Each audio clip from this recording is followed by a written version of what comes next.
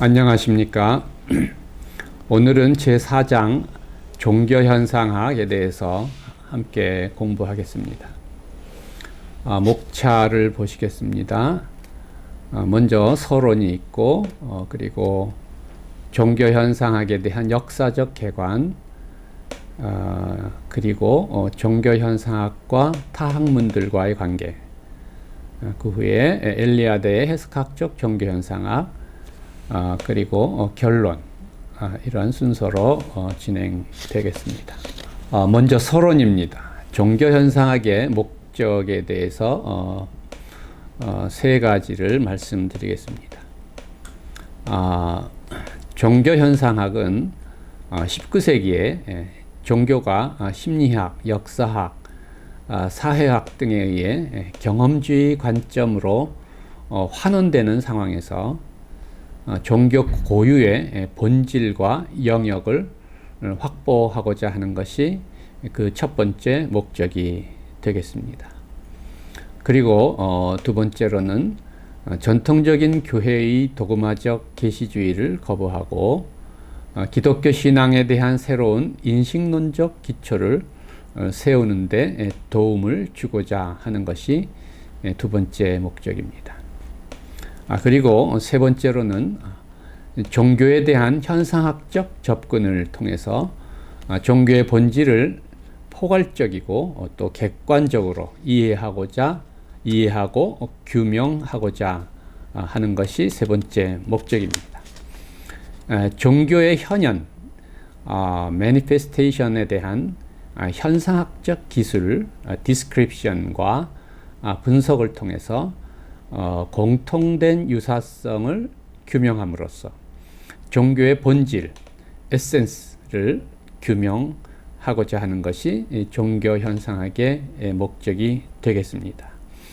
여기서 현상학적 기술이라는 것은 가치 중립적인 접근 방식을 의미하겠습니다. 종교 자료들에 나타나는 그러한 현상을 기술하는 것, 말하자면 우리가 철학적 현상학에서 공부한 것처럼 사상 자체로 돌아가는 것, 그것이 종교 현상학의 기술이 의미하는 바겠습니다. 그런데 여기서 통전적인 종교 지식은 항상 참여적인 지식과 또 반성적인 지식, 그리고 실존적인 지식과 객관적인 지식을 통합해야 한다는데 어려움이 있습니다. 이 양쪽 지식의 통합은 매우 어려운 과제로서 우리 그 종교 현상학의 문제로 남아 있습니다. 종교 현상학에 대한 역사적 개관에 대해서 우리가 살펴보겠습니다. 세 시기를 우리가 구별해서 발화기, 그 다음에 확립기, 그리고 발전기, 이 세 시기를 우리가 하나씩 살펴보겠습니다.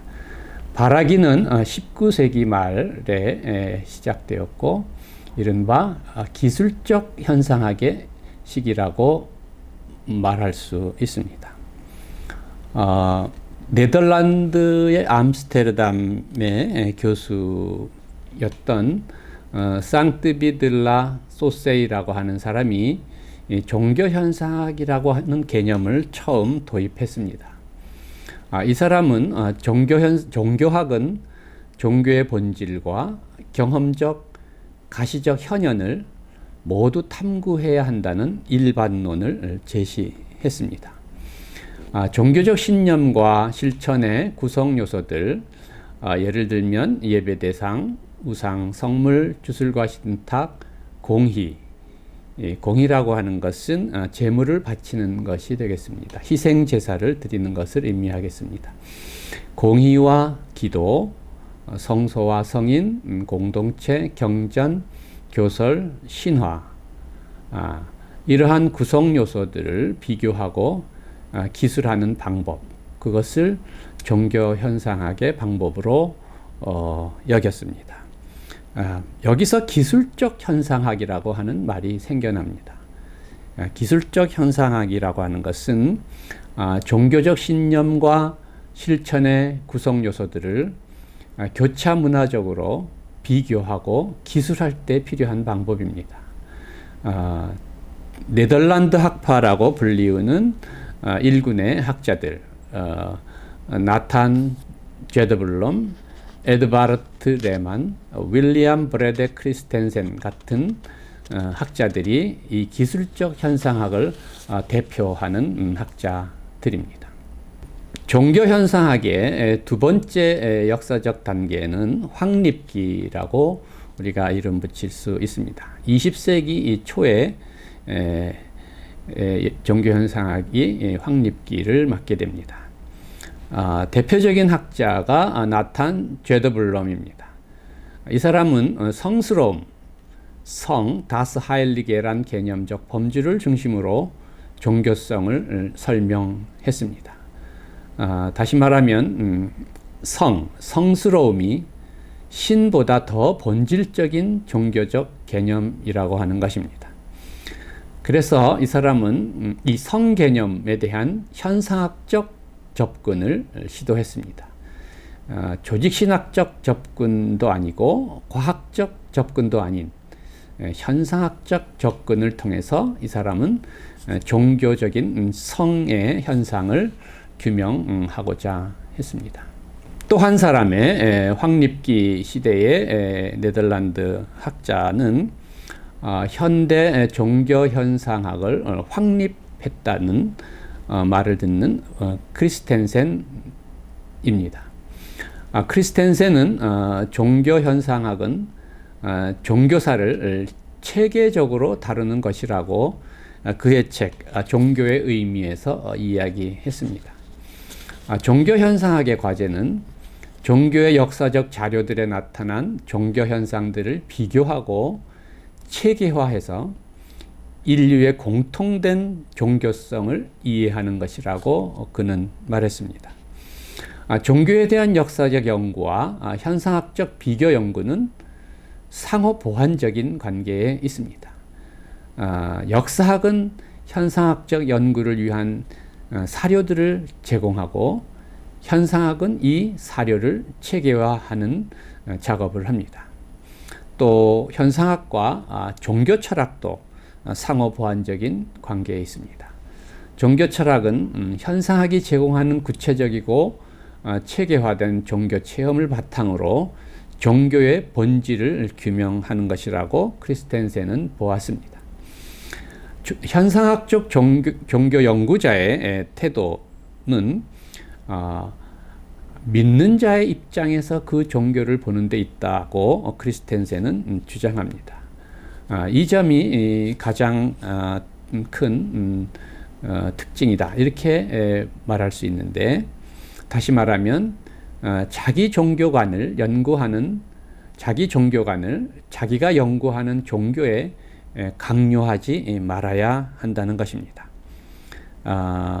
믿는 자들이 자신의 신앙에 부여한 의미를 그리고 그 가치를 그 믿는 자의 입장에서 이해하려고 노력해야 한다는 것, 그것이 현상학적 종교 연구의 연구자의 태도라고 크리스텐센은 말합니다. 종교 현상학의 역사적 발전의 세 번째 단계는 20세기 중후반에서 시작된 발전기라고 우리가 이름 붙일 수 있습니다. 대표적인 학자가 네덜란드의 반델레우라고 하는 학자입니다. 이 반델레우는 종교 현상학이라고 하는 자신의 책에서 영어로는 Religion in Essence and Manifestation 이라고 하는 책인데, 이 책에서 종교의 현현된 양상을 가능한 한 가치 중립적으로 연구하는 방법을 사용해서 종교를 이해하고 또 그 본질을 파악하고자 시도했습니다. 이 책이 나온 이후에 종교 현상학이라는 용어가 일반화되었습니다. Phenomenology of Religion이라는 용어가 일반화되고 종교 현상학의 방법론이 정립되었다. 이렇게 이야기됩니다. 레우는 후설의 철학적 현상학의 용어들을 가져다가 종교 현상학을 체계화하는 데 사용했습니다. 또한 그는 종교 현상학과 신학의 관계에 대해서도 관심을 기울였습니다. 레오에게 있어서 종교 현상학의 목적은 단지 종교적 신념과 실천에 관한 자료들을 수집하고 기술하는 데 있는 것이 아니라 그러한 종교적 현상들을 통해 종교의 본질을 파악하는 데 있습니다. 이런 의미에서 레우는 크리스텐센보다는 한 걸음 더 나아가서 종교 현상학이 그 본질의 문제, 종교의 본질의 문제를 이해하려고 하는 데 있다는 생각을 했습니다. 초기의 기술적 단계를 넘어서 감정이입을 통한 공감까지 수행해야 한다 라는 것이 레우의 생각입니다. 종교 현상학은 단지 순수한 역사학이 아니라 종교의 본질을 파악하기 위한 과제를 포함합니다. 그러나 신학적 가치 판단에는 관여하지 않습니다. 단지 신학의 예비 단계로 간주될 수 있다고 레우는 봅니다. 현상학적 과정의 단계들에 대한 레우의 조직화는 종교현상학 방법론의 모델을 보여줍니다. 그는 종교현상학에 대한 순수한 이해에 도달하기 위한 현상학적 접근 단계를 5가지로 제시합니다. 첫 번째는 현상에게 명칭을 부여하는 것입니다. 이것은 기도다, 이것은 희생이다, 이것은 제사장이다. 이러한 이름 부여하는 작업입니다.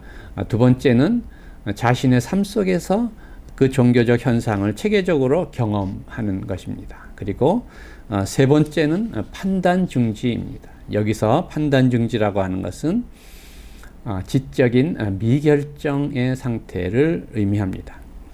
그리고 네 번째로는 명료화입니다. 자기가 본 것, 또 현상, 그것을 명료화하고 이해하고자 하는 노력입니다.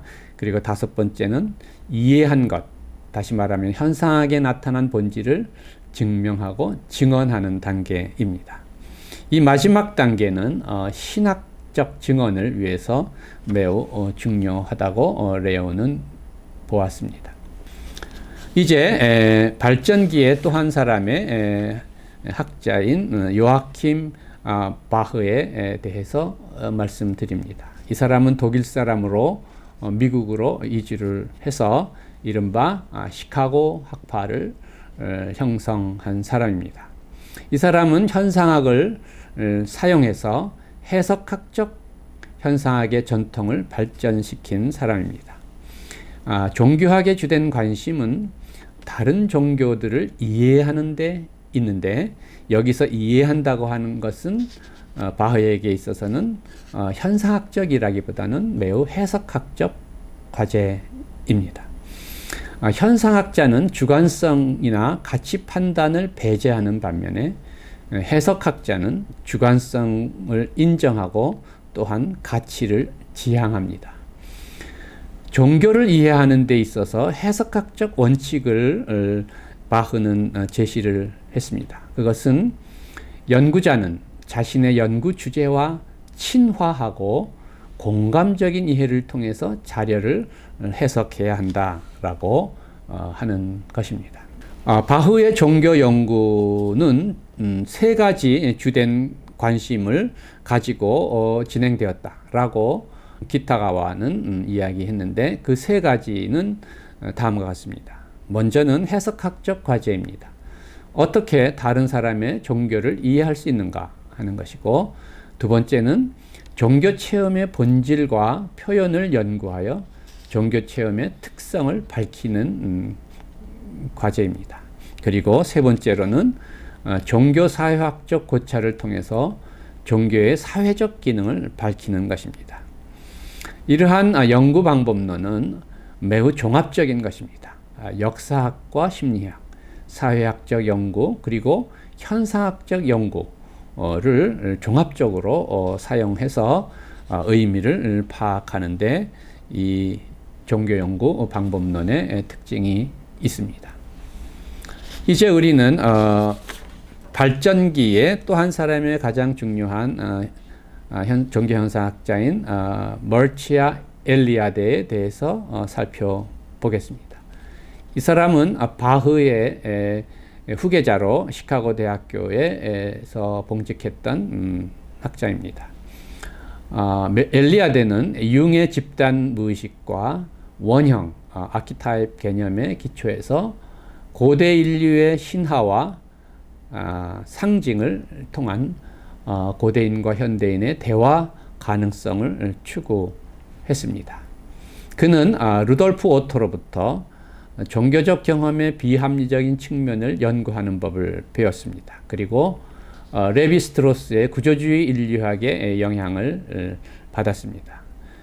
그는 신화를 분석해서 인간 무의식의 심연에 있는 보편적인 구조를 심층 심리학적으로 파악함으로써 고대인과 현대인, 또 미개인과 문명인, 또 다른 제도와 문화의 인간들과의 만남을 시도했습니다. 엘리아데는 현대 서구 문화를 비판했습니다. 그는 덜 왜곡된 다른 문화의 사람들, 원시 부족이나 미개 부족 같은 그러한 문화의 사람들과의 공감적인 관계 형성을 통해서 고대적 존재론을 회복하고자 했습니다. 그리고 이 고대적 존재론을 회복함으로써 그는 새로운 휴머니즘을 실현하고자 했습니다. 엘리아데는 성, the sacred, 성의 현현에 대한 접근을 가능하게 해주는 상징이라든가 신화라든가 제의 등에 대한 해석학적 절차를 매우 중요시했습니다. 그래서 그는 해석학을 종교 현상학의 본질적 과제로 발전시켰습니다. 그리고 또한 그는 릭게르의 현상학적 해석학에 영향을 주었던 사람입니다.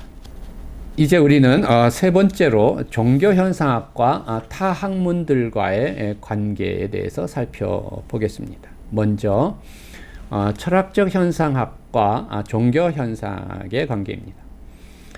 종교 현상학은 철학적 현상학의 개념과 방법론, 예를 들면 기술, description, 환원, reduction, 그리고 판단 중지, 에포케, 그리고 지향성, intentionality, 이와 같은 그 철학적 현상학의 개념들, 또 방법론들을 부분적으로 가져다가 사용함으로써 또 이 개념들을 발전적으로 사용함으로써 자신의 고유한 학문 영역을 구축했다고 볼 수 있습니다.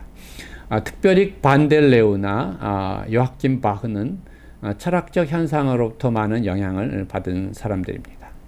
특히 이 가운데 판단 중지라고 하는 개념과 본질 직관이라고 하는 개념을 중심으로 우리가 잠깐 살펴보겠습니다. 판단 중지라고 하는 것은 종교 현상에 접근함에 있어서 모든 가치 판단과 진위의 문제에 대한 관심을 차단하고 공정한 관찰자의 태도를 가져야 한다라고 하는 것입니다. 이것이 종교 현상에서 얘기하는 판단 중지입니다. 그리고 본질 직관이라고 하는 것은 종교 현상학은 역사에 나타나는 현상들을 그대로 목록으로 만들고 분류하는 일뿐만 아니라 일종의 심리학적 기술도 해야 한다는 것을 말합니다. 우리가 반델레우를 살펴볼 때 얘기한 것처럼 이것은 종교의 본질을 직관하는 작업을 의미합니다. 심리학적 기술을 위해서는 종교 현상을 주의 깊게 관찰할 뿐만 아니라 또한 체계적으로 내성해야 합니다. 종교 현상학은 다른 종교적 신념 및 실천에 대한 현상학적 접근을 통해서 그 본질의 이해에 도달하기 위해 학문적 객관성과 중립성을 주관성과 실존성 안에서의 공감적 감정이입과 조화시키고자 노력을 해야 한다라고 하는 것입니다. 특히 오늘날 종교현상학은 선택과 체계와 해석을 주요 과제로 수행함으로써 현상학과 해석학의 흐름을 결합하려고 하는 경향을 보여주는데 엘리아데가 대표적인 사람이라고 할 수 있습니다. 두 번째로 종교사와 종교현상학의 관계입니다. 종교현상학은 종교사를 체계적으로 다루는 학문입니다. 크리스텐센이 말한 바와 같이. 그러나 또 종교현상학의 과제는 종교사적 자료가 담고 있는 종교적 내용의 가치를 전체적으로 조망할 수 있도록 자료를 분류하고 그룹화하는 작업을 합니다. 종교현상학은 다양한 종교현상들의 비교에 참여한다는 의미에서 비교종교학과 유사합니다. 그러나 비교종교학은 종교들의 가치를 규정하고 위효를 규정하려는 목적을 갖고 있는데 반해서 비교종교학은 그러한 목적을 갖고 있지 않습니다. 종교현상학은 종교들의 공통된 자료들을 비교하고 체계화하고 그것들의 공통된 의미를 탐구하고 궁극적으로 종교의 핵심 또는 본질에 이르고자 합니다. 그러나 역사적 비교적 종교 연구에는 한계가 있습니다. 종교적 자료의 실존적 본성이라고 하는 것은 역사적 탐구를 통해서 다 드러나지 않기 때문입니다.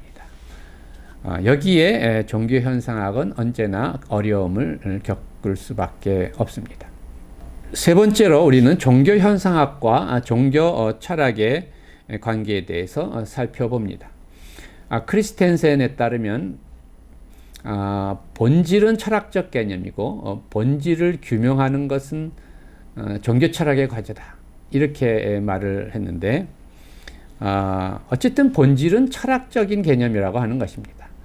현상학에서 사용하는 원리적인 관념들은 본질과 같은 개념들은 다 종교 철학에서 빌려온 것이라고 크리스텐센은 보았습니다.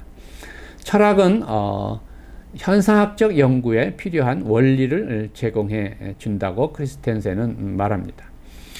현상학은 체계적인 종교사인 동시에 적용된 종교 철학으로서 역사와 철학 사이에 존재한다고 그는 말했습니다. 아직까지도 크리스텐센은 종교 현상학과 종교 철학 사이를 구별하는 그러한 입장에 서 있다. 이렇게 말할 수 있습니다. 종교 철학은 그러나 한계를 갖습니다.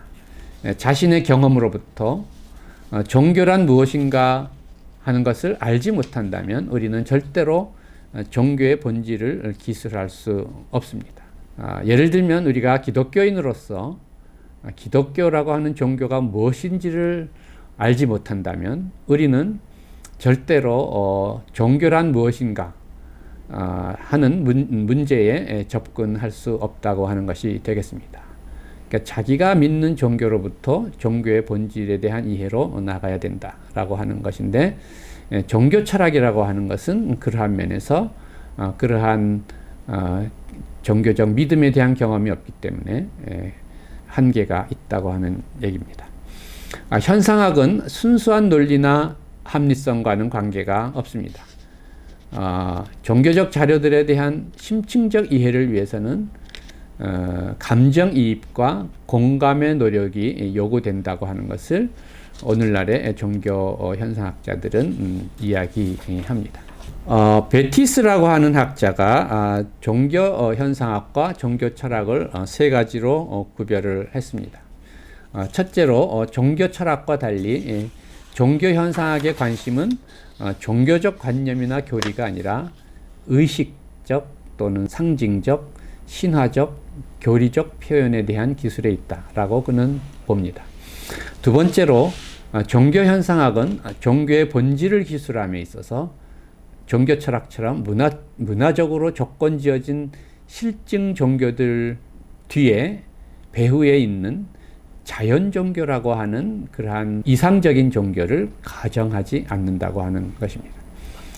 오직 역사적 종교, 실증적 종교만이 유일한 종교가 되겠습니다.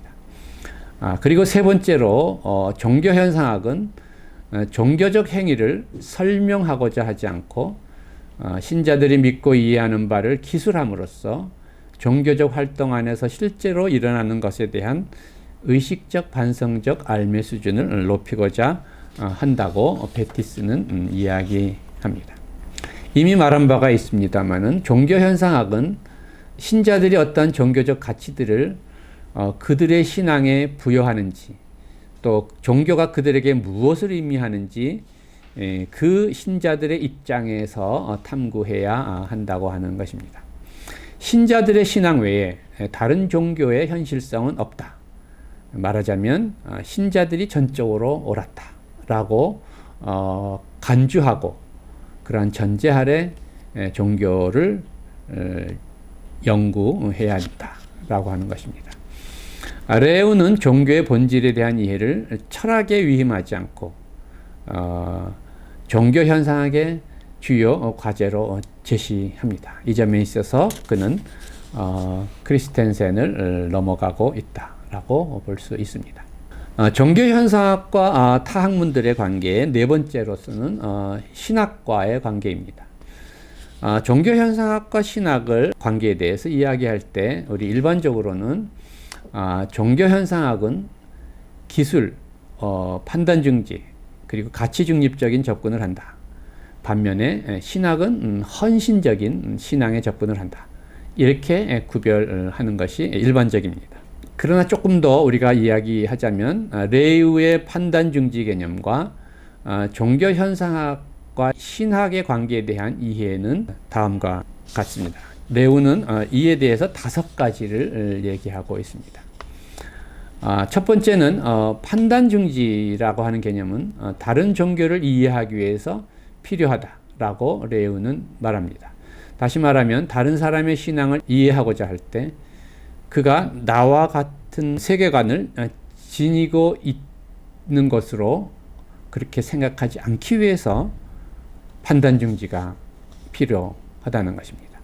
그러니까 내가 가진 선입견을 버려야 한다는 것입니다. 그리고 아무런 선입견 없이 모든 선입견에 대한 판단 중지하고 다른 사람의 신앙 세계를 이해해야 한다는 것입니다. 그리고 두 번째로 레우는 판단 중지 방법을 일종의 다리로 사용을 해서 종교에 접근합니다. 그는 판단 중지를 경험주의적이며 동시에 참여적이고 객관적이며 동시에 주관적이 되기 위한 방법으로 사용합니다. 여기서 다리라고 하는 것은 경험주의적인 상태에서 참여적인 상태로 넘어가기 위한 다리가 되겠습니다. 내가 다른 사람의 신앙 세계에 참여하기 위해서는 일단 판단 중지라고 하는 다리를 거쳐서 그 다리를 지나서 참여해야 한다라고 하는 이야기가 되겠습니다. 세 번째로 레우는 다른 사람의 세계관을 이해하기 위해서는 감정이입과 상상력이 요구된다고 말합니다. 감정이입적 상상력, empathic imagination에 의해서 다른 종교에 대한 공감과 참여적 지식에 이를 수 있다고 말합니다. 그리고 네 번째로 판단 중지는 진리와 가치에 대한 궁극적인 판단을 유보하는 것을 의미합니다. 레우는 종교 현상학은 인문과학과 신학의 경계선에 있다고 봅니다. 인문과학은 이해를 추구하고 신학은 궁극적인 의미를 추구하는데 종교 현상학은 그 가운데 경계선에 있다는 것이죠. 종교 현상학은 인간의 경험 안에 나타난 인간의 종교성을 기술하는 반면에 신학은 인간의 경험 너머에 있는 실제의 저편 해안으로 나아간다고 그는 말합니다. 마지막으로 현상학은 기독교 신학이 작업할 자료를 제공해 줍니다. 레우는 종교 현상학을 인문과학과 기독교 신학의 경계선에 위치시키기 때문에 판단 중지와 신앙 사이에 갈등을 느끼지 않습니다. 왜냐하면 판단 중지를 해야 그 다음에 신앙으로 갈 수 있다고 보기 때문입니다. 종교 현상학은 신학교와 따라서 신학대학부에서 연구되어야 한다고 그는 봅니다. 사실 이러한 연구 동향, 연구의 그 전통이 미국에 있는 시카고 학파에서 이루어지고 있다. 우리는 그렇게 이야기할 수 있겠습니다. 종교 현상학을 해석학적 관점에서 발전시키는 것, 그것이 오늘 우리가 종교 현상학을 연구할 때 매우 중요한 일이 되겠습니다. 그래서 우리는 엘리아데의 해석학적 종교 현상학에 대해서 좀 더 자세하게 집중적으로 살펴보겠습니다. 엘리아데는 종교 현상학을 해석학적 관점에서 발전시킨 사람입니다. 그는 종교사와 비교 종교학에 대한 형태론, 모르폴로지의 방법에 기초해서 종교 현상학을 발전시켰는데 이것은 철학적 현상학과 매우 대조되는 것입니다. 말하자면 종교의 현상적 측면과 자료의 역사적 측면들을 함께 고려하는 것, 그것이 종교 자료 해석의 필수적입니다. 철학적 현상학은 그러한 현상적 측면, 자료적 측면, 역사적 측면에 관심을 기울이지 않는다는 점에서 철학적 현상학과는 매우 구별되는 그러한 특징을 종교 현상학은 가지고 있습니다. 엘리아데는 종교 현상의 자율성을 확보하기 위해서 노력했습니다. 여기는 세 가지를 우리가 살펴볼 수 있는데요. 먼저 그는 서구 사회와 교회의 독단론, 다시 말하면 형이상학적, 관념론적, 교리학적 독단론을 거부했습니다. 그러나 또 다른 한편으로 엘리아데는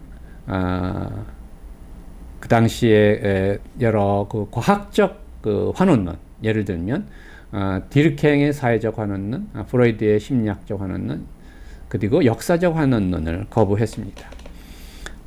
사회적 환원론이라고 하는 것은 종교는 사회의 집단적 경험의 투사다라고 하는 말하자면 인류학적 환원론이 되겠습니다. 그리고 프로이드의 심리학적 환원론이라고 하는 것은 원초적 부친 사례의 동기에서 종교가 시작되었다라고 하는 프로이드의 종교 이해를 의미하는 것입니다. 그리고 역사적 환원론이라는 것은 종교라는 것은 어떤 역사적 환경 속에서 생겨날 수밖에 없었다라고 하는 그러한 이해들입니다. 이러한 환원론들을 엘리아데는 받아들이지 않습니다. 그래서 전자, 말하자면 교회의 독단론, 현이상학적, 교회학적 독단론을 엘리아데는 성 속의 변증법적 구조를 통해서 극복하고자 합니다. The Sacred and the Profane, 이 두 변증법을 통해서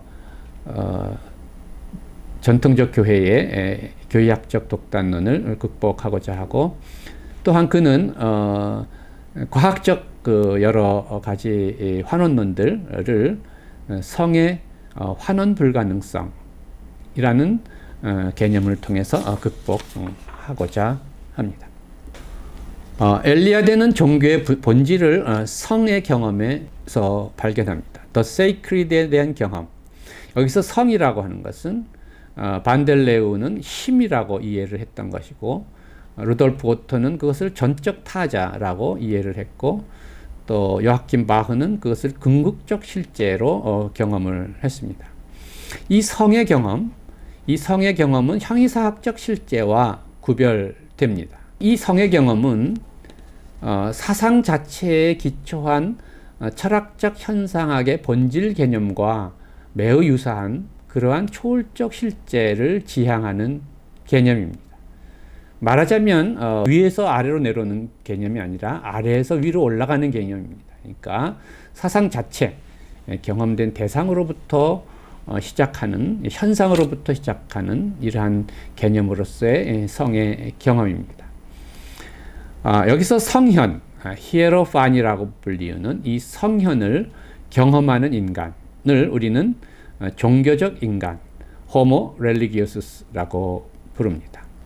엘리아드의 성의 환원 불가능성에 대해서 살펴봅니다. 성의 환원 불가능성은 아까 말씀드린 바와 같이 여러 가지 과학적 환원론들, 사회적, 심리학적, 역사적 환원론에 대한 비판의 개념으로 우리가 이해해야 합니다. 종교 현상은 바로 그 자체의 차원, 즉 종교인의 경험의 차원에서 인식되어야 한다고 엘리아드는 강조합니다. 종교 자료가 직접 말하도록 해야 한다. 그러기 위해서는 판단 중지가 요구됩니다. 판단 중지, 에포케에 의해 환원 불가적인 종교적 인간의 경험 안에 공감적으로 자신을 위치시키고 그 의미를 이해해야 한다 라고 하는 것입니다. 성을 환원 불가적인 실제로 이해하기 위해서는 성의 지향적 양태를 파악하기 위한 기술적 과업이 필요하다라고 엘리아드는 강조합니다. 성이 현현되는 지향적 양태, 인간의 의식 안에 성이 출현하는 그러한 현상을 파악하기 위한 있는 그대로 그것을 이해하기 위한 기술적 과업이 필요하다. 그렇다면 성의 환원 불가능성을 우리는 말할 수밖에 없다. 이렇게 그는 이야기하는 것입니다. 두 번째로 그는 성 속의 변증법을 이야기합니다. 여기서는 그는 교회의 형이상학적 또는 교회학적 독단론에 대한 대안을 제시하고자 합니다. 성의 양태의 지향적 특성을 기술하기 위해서 성 속의 변증법이 도입됩니다. 성과 속은 세계 안에 두 가지 존재 양태이고 역사 과정에서의 두 가지 실존적 상황입니다. 성은 속과의 변증법적 관계 안에서 나타납니다. 성 속의 변증법은 종교적인 성현의 양태가 지닌 지향적 특성을 포착하기 위한 원리입니다.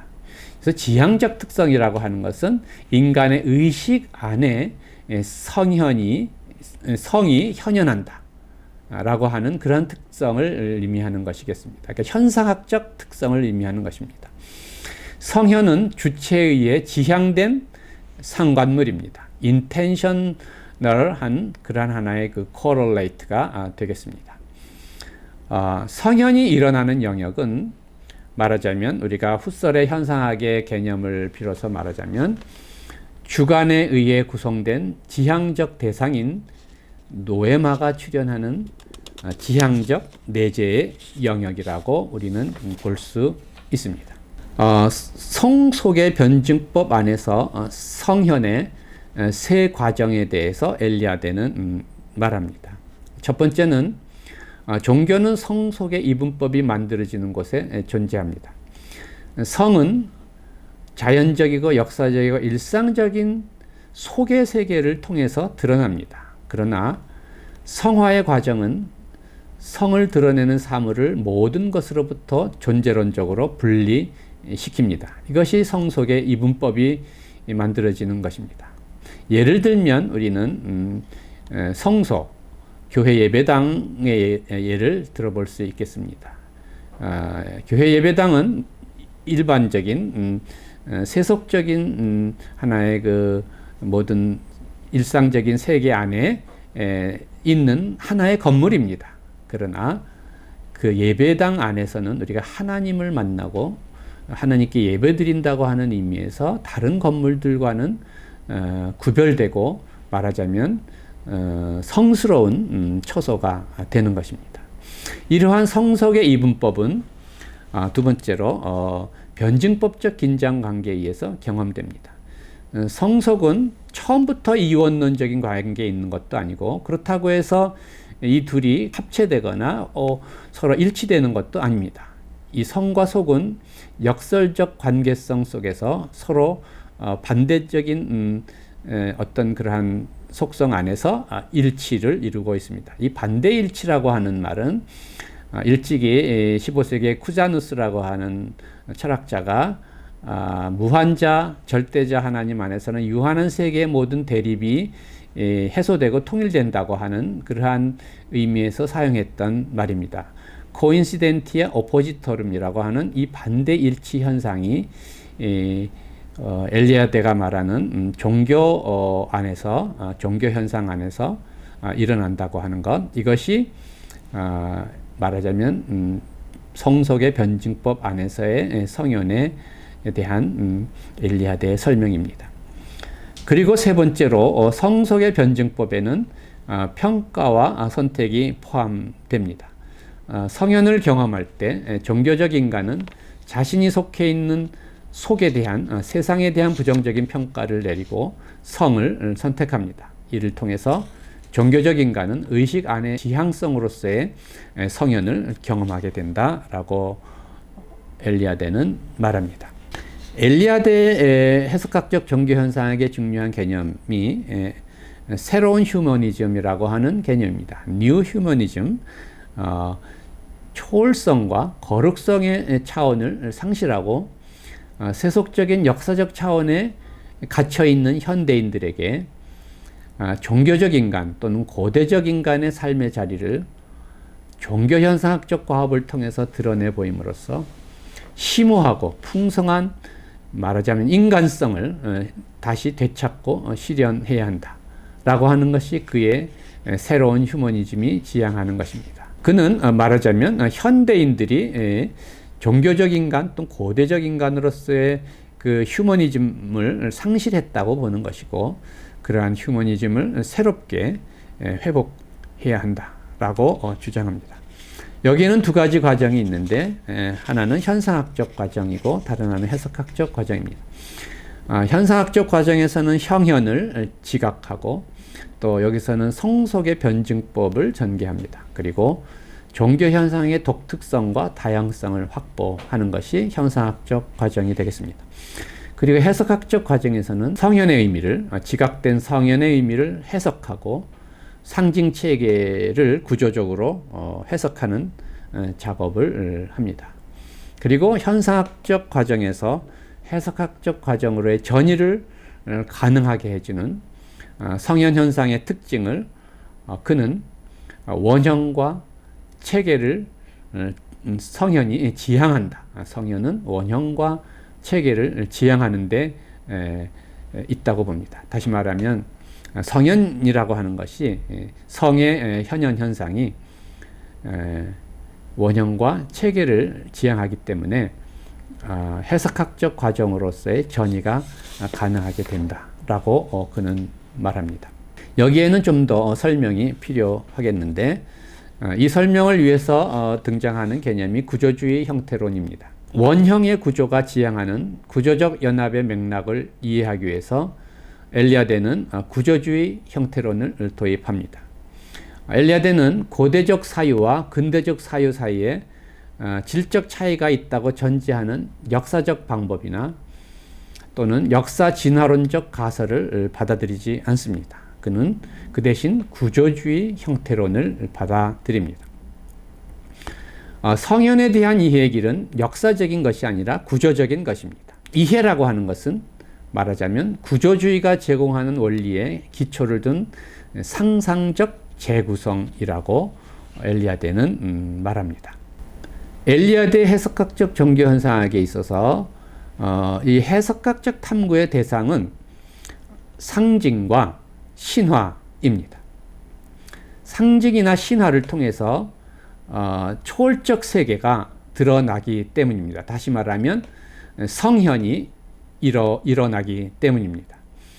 상징과 신화는 인간 의식의 진화 단계 속에 어느 한 단계의 표현이라고 엘리아데는 보지 않습니다.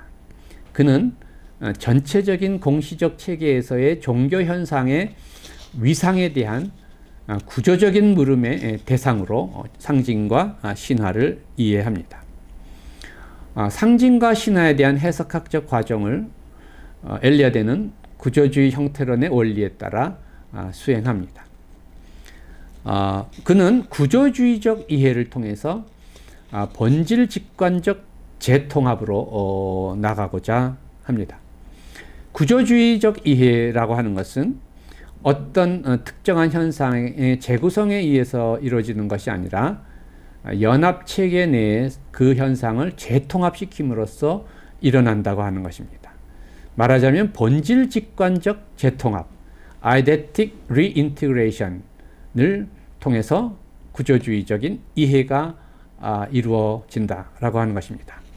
본질 직관적 재통합이라고 하는 것은 종교 경험, 다시 말하면 성의 현현이 지향적 구조를 구조주의와 형태론의 활용을 통해서 본래 연합 체계로 재통합시키는 것을 의미합니다.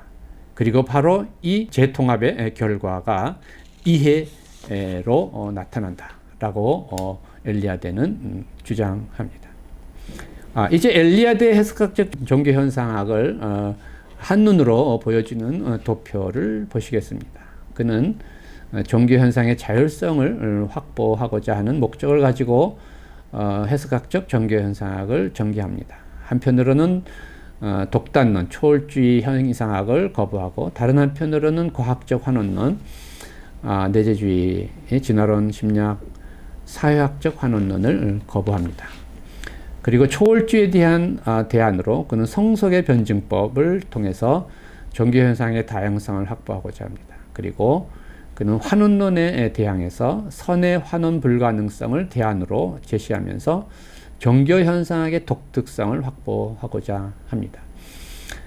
그는 성과 속을 반대일치라고 하는 하나의 통합의 원리 안에서 초월과 내재의 변증법을 통해 하나로 현상학적인 절차를 밟아갑니다. 성현의 과정을 그는 종교 경험의 세계로 자율적인 성과 종교적 인간의 초의식의 만남으로 이루어지는 하나의 그러한 종교 경험의 세계로 이해를 하고, 이러한 성현에서 그는 해석학적 현상학적 절차에서 해석학적 절차 과정으로 넘어갑니다. 다시 말하면 지각의 대상으로서의 성현으로부터 해석의 대상으로서의 성현으로 넘어가는데, 해석의 대상은 여기서는 상징과 신화와 제의와 같은 성현의 양태들이 되겠습니다. 종교 형태 양태론을 구조주의적으로 또 형태론적으로 분석해서 그는 말하자면 고대적 존재론, archaic ontology에 이루고자 하고, 그를 통해서 새로운 휴머니즘을 제시하고자 합니다. 이것이 엘리아드의 해석학적 종교 현상학의 기본 골격이다라고 우리는 볼 수 있습니다.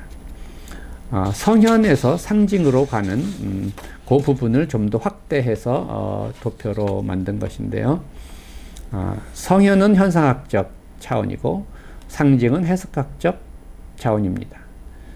성현에서 현상학적 환원, eidetic reduction을 통해서 상징으로 해석학으로 넘어갑니다.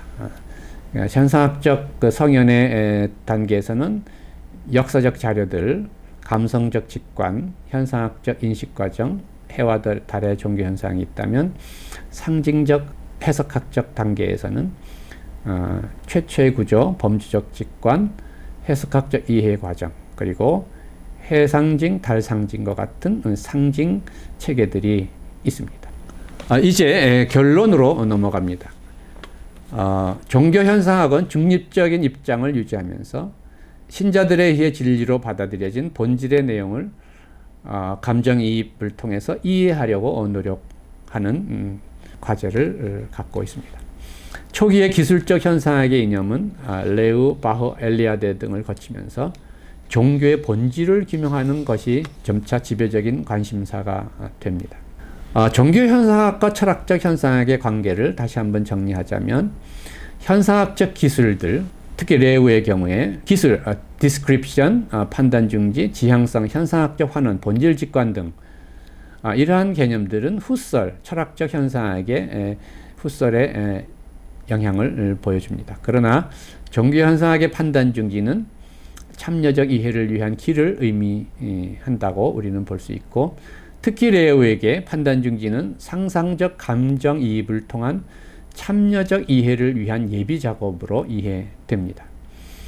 그리고 종교현상학과 철학적 현상학은 하나의 일치된 주제를 공유하는데, 그것은 현상 안에서의 주체와 객체의 해체될 수 없는 근본적인 일치라고 하는 주제입니다.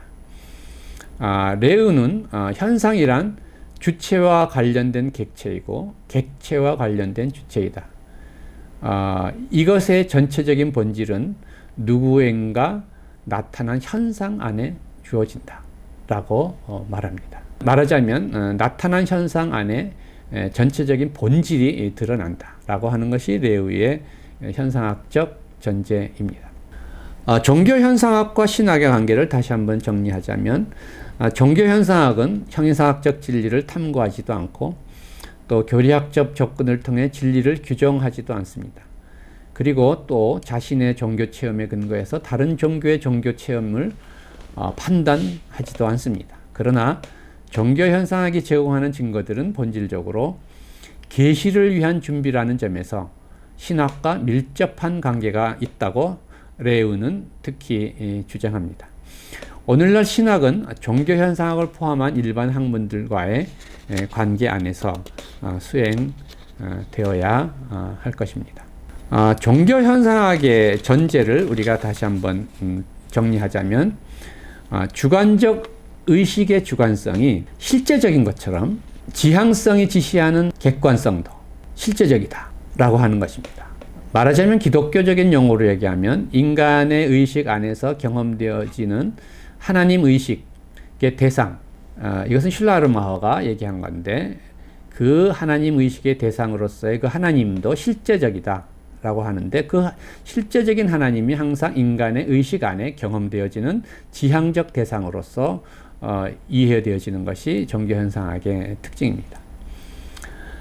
그리고 인간의식의 주관적 지향성에 기초한 현상 안에서의 주체와 객체의 해체될 수 없는 근본적 일치라고 하는 종교현상학의 모티브는, 말하자면 오늘날의 심리학적 또는 사회학적 환원론, 그리고 형이상학적 독단론, 이러한 환원론이나 독단론의 양극단을 극복하는 제3의 길을 제시해 준다고 이야기할 수 있습니다. 이것이 종교현상학의 목표입니다.